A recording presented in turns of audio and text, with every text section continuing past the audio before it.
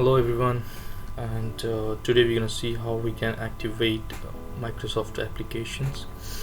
Okay, whether it might be Windows OS or either it's Microsoft Office. So I have came up with a tool that can help you in activation. Okay, so I have that tool here.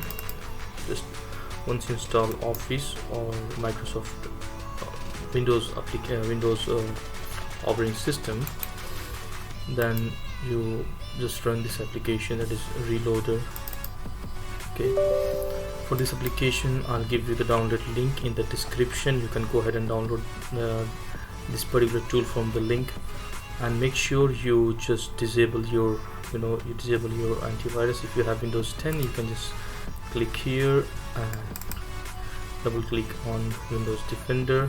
Okay, go to virus and threat protection, then you go to manage settings and make sure you have real-time protection off. Okay, now once you're done with this, then you go there and double click on this loader application. It comes in this way, as you can see here.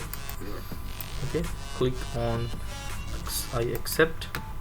Okay, now you have see a lot of information here.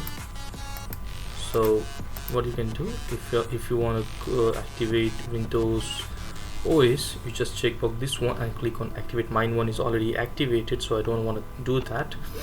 And if you have Office applications installed, it will be highlighted. As you can see, Office 16 and also Office 14 is ghost mode, is not clickable, and Office 15 is clickable. That means my system already has this application, this version of Office.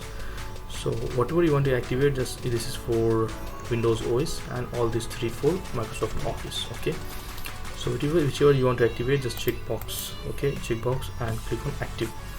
It will get activated and you will get a notification that activation has been completed, and then you have to restart your system in order to get the activation reflected. Okay, and I'll give the link of this tool in the description below. You can go ahead and download that.